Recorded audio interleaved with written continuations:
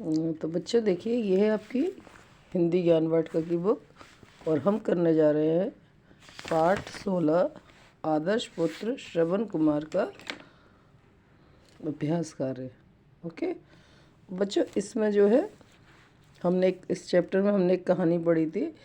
एक बहुत ही अच्छे और एक आज्ञाकारी युवक की कहानी। आज्ञाकारी बालक था श्रवण कुमार, जिसने अपने अंधे माता पिता को तीर्थ यात्रा कराई। ठीक है, और अंत में वो राजा दशरथ के द्वारा उसको तीर लग गया, जिससे उसकी अकाल मृत्यु हो गई। तो इस कहानी को हमने कल पढ़ा था, आज हम करने जा रहे हैं इसका अभ्यास कार्य। तो सभी बच्चों को पेज नंबर 83 निकालना है।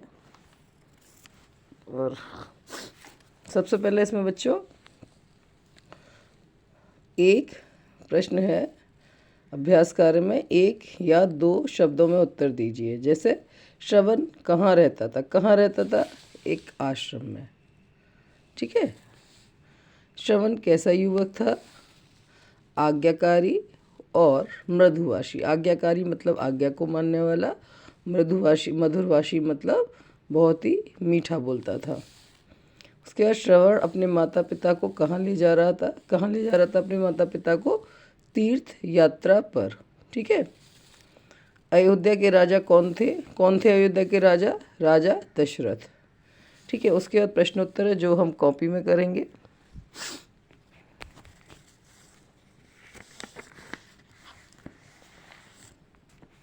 इसके बाद आता है बच्चों, किसने किससे कहा? लोग बड़े बड़े तीर्थों की यात्राएं करते हैं। ये किसने कहा था? पिताजी ने। किससे कहा था? श्रवण से। ठीक है। लोग बड़े बड़े तीर्थों की यात्राएं करते हैं, ये पिताजी ने कहा था श्रवण से। आप मेरी कोई चिंता ना करें, किसने कहा? श्रवण ने राजा से। जब श्रवण को तीर लग गया था तो उसने राजा से कहा था कि आप मेरी कोई चिंता ना करें। अब है सही शब्दों के सामने चिन्ह लगाइए। देखिए सन्यासी या फिर सन्यासी। यहाँ पे सन्यासी है, सा पे बिंदी भी और ना भी है। यहाँ पे है सन्यासी, तो ये ठीक है। उसके बाद आता है श्रवण, तो ये वाला श्रवण इसमें ठीक है। ठीक है। प्रतीक्षा और प्रतीक्षा, तो कौन सा सही है? प्रतीक्षा, ये वाला। अयोध्या और अयोध्या, कौन सा सही है इसमें? अयोध्या। अब है कहाँ लगाकर प्रश्न बनाइए। जैसे उदाहरण के लिए, श्रवण एक दिन अयोध्या के पास जा पहुंचा। ठीक है। श्रवण एक दिन कहाँ जा पहुंचा। इसी प्रकार से हमें जितने भी यहाँ पे वाक्य दिए हैं उस पे आधारित हमें प्रश्न बनाने। जैसे तीर आकर श्रवण की छाती में घुस गया, तो इसका प्रश्न क्या बनेगा? तीर आकर कहाँ घुस गया। ठीक है। तीर आकर कहाँ घुस गया?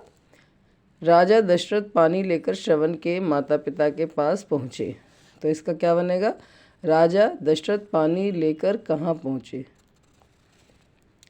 श्रवण सरयू नदी से जल लाने गया। श्रवण कहाँ से जल लाने गया? ठीक है। इस तरीके से ये प्रश्न बनेंगे। उसके बाद है इन शब्दों के से वाक्य बनाइए। जैसे आश्रम से क्या बना? जंगल में एक आश्रम था। क्या बना? जंगल में एक आश्रम था। इच्छा मेरे माता पिता की तीर्थ यात्रा पर जाने की इच्छा है। ठीक है। इसके बाद है तीर्थ यात्रा। जीवन में एक बार तीर्थ यात्रा अवश्य करनी चाहिए। जंगल से क्या बनेगा वाक्य? जंगल का राजा शेर होता है, ये तो सबको पता है ना। चिंता, हमें भविष्य की चिंता नहीं करनी चाहिए। फिर आ जाते हैं हम यहाँ पर। बच्चों आपको क्या करना है? नीचे दिए गए शब्दों का शुद्ध उच्चारण करते हुए आपको इन्हें 4-4 बार लिखना है। जैसे इच्छा,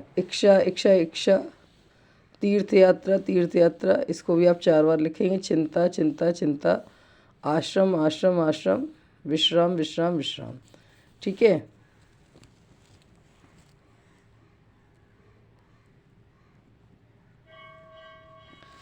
अब यहाँ पर उल्टे अर्थ वाले शब्द आपको लिखने हैं। जैसे मधुरभाषी, मधुरभाषी का क्या हो जाएगा? कटुभाषी। मधुर मीठा, कटु कड़वा। मधुरभाषी या कटुभाषी। विवाहित का अविवाहित, क्या हो जाएगा? विवाहित का अविवाहित।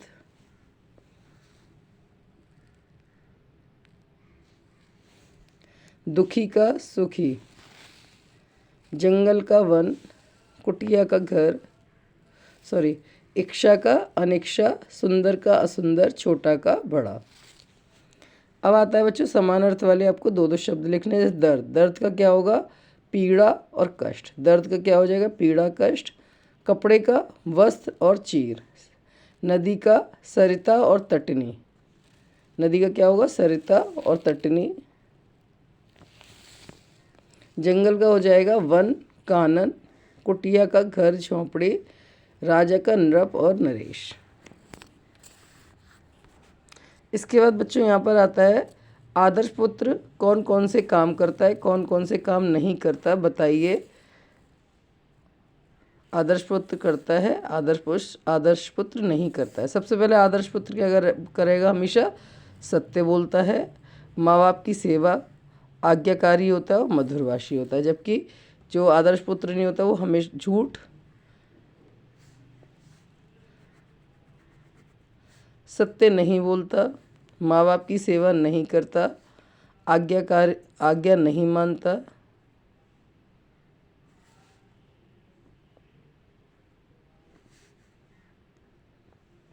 मधुर नहीं बोलता। ठीक है। चलिए, सभी बच्चों को ये जो कार्य है ये अपनी पुस्तक में करना है और फिर इसको याद करना है। धन्यवाद।